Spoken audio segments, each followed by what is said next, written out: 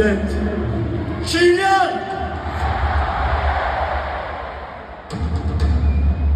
Et numéro 30, Léo.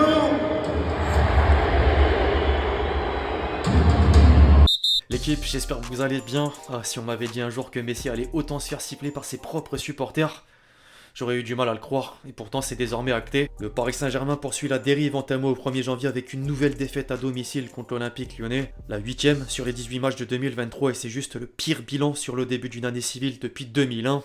Elle est bien loin l'époque où certains médias français laissaient filtrer que le duo Campos-Galtier aurait fixé aux joueurs le défi fou de finir la saison invaincu en championnat. En parlant du championnat, les concurrents du haut tableau reviennent doucement mais sûrement au classement de la Ligue 1. Les deux équipes qui complètent le podium derrière la tête n'ont plus que 6 longueurs de retard, sachant que le club de la capitale se déplace à Nice le week-end prochain, avant de recevoir Mont-Lens, actuellement deuxième devant Marseille grâce à la différence de but. Bref les amis, on va revenir sur le choc du dimanche soir. Je compte sur vous d'avance pour lâcher votre meilleur j'aime sous la vidéo, c'est important pour moi, le soutien, le référencement, et parce que la chaîne en a besoin, je le répète souvent, mais c'est réel. Voilà, merci vraiment à tous ceux qui le feront. Les unes au sein de la presse sont comme souvent partagées en deux parties entre le gagnant d'un côté et le perdant de l'autre. Le Figaro Sport compare justement le coup parfait de Lyon haut en couleur à la déception de la bande à Messi, illustré en noir et blanc qui coule. Le PSG concerne malheureusement une deuxième défaite consécutive au Parc des Princes après Rennes avant la trêve internationale. En parallèle, l'équipe constate que Paris ne répond plus jusqu'à juger les joueurs de fantomatiques et que la course au titre est relancée à 9 journées de la fin de saison. Au niveau régional, le ton est similaire. Le Parisien reprend typiquement la même phrase que le confrère dans un encart, pendant que le Progrès vante une victoire qui fait du bien à 3 jours de la demi-finale de Coupe de France à Nantes. Quand on voit le visage des Lyonnais hier, il y a de quoi avoir des regrets par rapport à la première partie de saison. Si on doit nommer des joueurs au-dessus du lot hier soir, le premier nom à mentionner n'est autre que Bradley Barcola. Il est entré en jeu après la sortie sur blessure d'Amin Sarr et s'est démarqué au fil de la rencontre. Il y a inévitablement le but à prendre en compte, qui fait qu'il intègre le 11 type de la 29e journée, et de manière globale, il n'a pas commis d'erreur ni amené de déchets dans son jeu. La connexion avec Lacazette fonctionne plutôt bien aussi. Au-delà du buteur, sinon la victoire lyonnaise revient en partie au milieu de terrain, dont Thiago Mendes. Le Brésilien a répondu présent à la fois dans les tâches offensives que défensives, est à l'origine de nombreuses passes intéressantes au cœur de l'entrejeu et a surtout remporté son duel face à Messi. Enfin, j'avais envie de récompenser un secteur de jeu en particulier, c'est l'arrière-garde du système A3, le plus solide des axiaux lyonnais, c'est peut-être Diomandé. Il a empêché pas mal d'attaques parisiennes, que ce soit avec des tacles précieux sans commettre de faute, avec des interceptions ou encore avec des dégagements. Les journalistes de l'équipe confirment un peu les propos car les 3 joueurs de derrière ont écopé de la note de 7 sur 10. Concernant Lovren, je suis moins d'accord. Sur le côté négatif à présent, on retrouve sans surprise des éléments parisiens. Le Messi en sélection n'est pas le même Messi qu'en club. Si l'Argentin a tenté d'orienter le jeu de son équipe et fait quelques combinaisons avec Mbappé, il a que très peu apporté le danger. Je vois pas comment est-ce qu'il peut encore porter les couleurs du Paris Saint-Germain la saison prochaine. D'ailleurs, le Barça alimente toujours la propagande par le biais des quotidiens catalans, dont Sport. Alors tout n'est pas à rejeter sur les attaquants, au contraire, j'aurais de quoi faire plaisir à un certain Daniel Riolo parce que Verratti inclut mes flops, l'Italien est juste passé à côté de son match, a perdu quelques ballons inhabituels jusqu'à être remplacé par Ekitike à l'heure de jeu. Enfin, je suis un peu la même logique que précédemment avec le dernier secteur de jeu, peu de gens le remettent en cause et pourtant il y a de quoi vis-à-vis de ses performances. C'est Hakimi, le Marocain n'a que très peu pris la profondeur, pas assez proposé de solutions pour ses partenaires, sans oublier l'oubli de marquage sur le but de Barcola. De toute façon, je crois qu'on peut ouvrir tellement de dossiers au PSG, tellement il y en a. Alors il y a matière à pointer du doigt la performance des Parisiens, mais que dire de l'arbitrage ?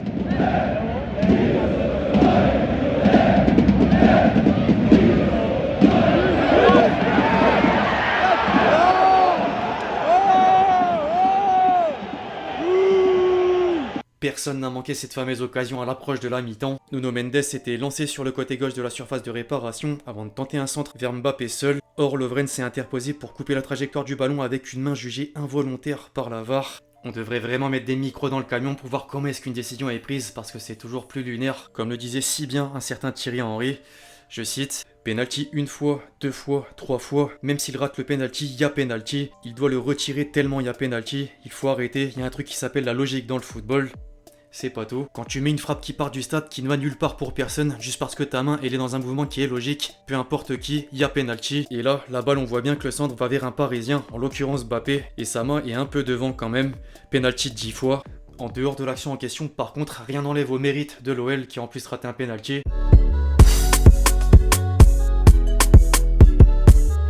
Le PSG ne peut s'en remettre qu'à lui-même et c'est ce que retenaient justement les principaux acteurs à l'image de Danilo. Je cite, il y a un problème de responsabilité, on respecte pas l'organisation, on se donne pas à fond et si on ne le fait pas c'est difficile de gagner. On est dans une phase difficile, nos adversaires ne sont qu'à 6 points, le titre n'est pas assuré, on doit changer l'état d'esprit mais beaucoup de choses aussi. Désolé mais c'est pas à moi de le dire. L'analyse de Nuno Mendes ressemble également à celle de son compatriote. On est à 6 points, il reste encore 9 matchs. On est le PSG, on va faire tout pour tout gagner. C'est toujours ce qu'on a voulu faire. Ce soir, c'est pas que la faute de l'arbitrage. L'équipe aurait dû faire beaucoup mieux. On aurait dû arriver plus souvent dans les zones d'attaque, concrétiser et mieux défendre. Un homme prend quand même la foudre plus que les autres et peut-être à juste titre. C'est Christophe Galtier. Les journalistes, le sachant sur la sellette, ont mis le sujet sur la table jusqu'à interroger à la fois des joueurs parisiens, à l'image du portugais, et chez l'adversaire du soir. Laurent Blanc a néanmoins donné plus d'arguments grâce à son expérience entre 2013 et 2016. Je connais un peu les lieux, le club. Le problème de Paris, c'est que quand l'objectif numéro 1 n'est plus accessible, on dirait que la saison n'existe plus. C'est comme ça, on le sent et on le perçoit. Quand la Ligue des Champions s'arrête, la saison est finie, on parle de la prochaine, on anticipe surtout.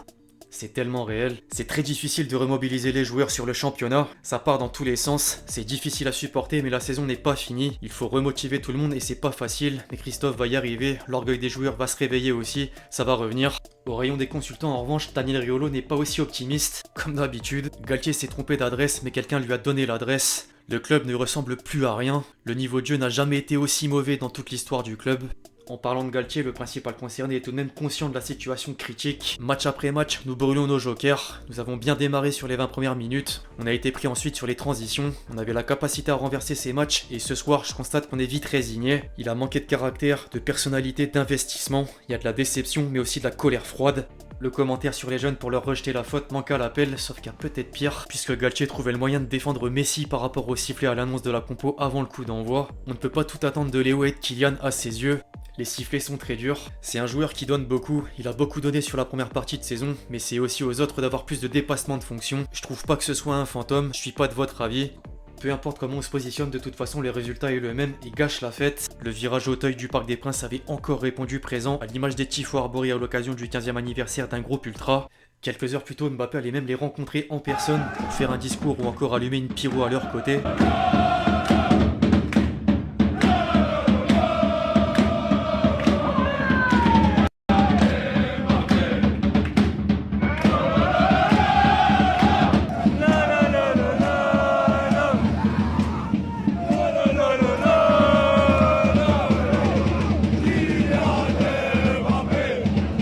Enfin, Galtier terminait néanmoins avec une certaine détermination et une envie de relever la tête en vue des prochaines échéances. Est-ce que je suis résigné? Non, je vais me battre jusqu'au bout. Nous devons réagir lors du prochain match, avoir une réaction de champion. Tout le monde, à commencer par moi, doit prendre conscience de la situation et du travail que l'on a à fournir pour redevenir performant. A noter qu'il devrait bien rester jusqu'au terme de la saison. L'avenir de l'entraîneur parisien n'est pas menacé à l'instant T, même si les choses pourraient bouger par la suite, pour reprendre plusieurs sources. En parlant de sources, l'une des sources parisiennes les plus aguerries, c'est bien Adrien Grenier. Je le suis personnellement pour affiner des informations parfois dans les vidéos, et j'avoue le rejoindre sur le fait qu'il faut plutôt pointer du doigt la direction. Tout n'est que le résultat de l'incompétence dirigeante. Dans quelques semaines, si ce n'est quelques jours, on va entendre que Luis Campos a lancé la phase 2 de son projet. Pourtant, c'est juste le pire bilan en 2 mercatos sous QSI avec l'apothéose cet hiver. Une volonté de faire porter le chapeau à Juan Teo Henrique l'été dernier, sans oublier Nasser Al-Khelaifi qui n'est jamais remis en question. Il est sans doute pas décisionnaire de tout, mais la gestion quotidienne, le manque d'exigence et de travail au quotidien ont forcément un impact. Enfin, il y a d'autres questions à se poser pour l'avenir. Pourquoi est-ce que Xavi Simons reviendrait? Pourquoi est-ce que Manu Koné, Osimhen ou encore Kolo Muani viendraient dans un tel bourbier?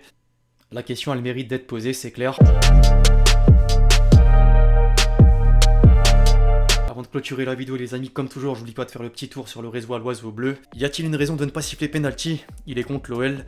Très bien, les bookmakers ont comme souvent répondu présent. La VAR sur la main de Lovren. Alors c'est une vanne, mais il y a franchement de quoi penser que ça se passe comme ça. Mes 3 qualités et mes 3 défauts.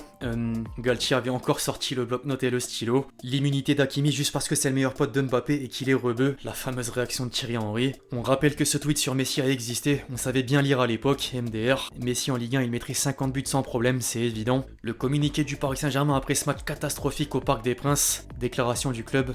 On gombre en bas. Statistiques sur le PSG en 2023, 14 matchs, 16 défaites. Et enfin un dernier pour la route et pas des moindres, Lens mérite plus la Ligue 1 que Paris. Un Lillois qui ne serait pas contre voir le Racing Club de Lens champion de France. Je prends personnellement. Enfin bref, l'équipe, c'est tout ce que j'avais à dire sur la victoire de l'Olympique Lyonnais au Parc des Princes hier soir. J'espère que la vidéo vous a plu, je compte sur vous si c'est le cas pour lâcher votre meilleur j'aime. très important. N'hésitez pas à me faire part de votre ressenti dans les commentaires sur la situation du PSG notamment. Puis d'ici là, on se retrouve très vite sur la chaîne pour de nouvelles vidéos. C'était Lexti. Ciao ciao.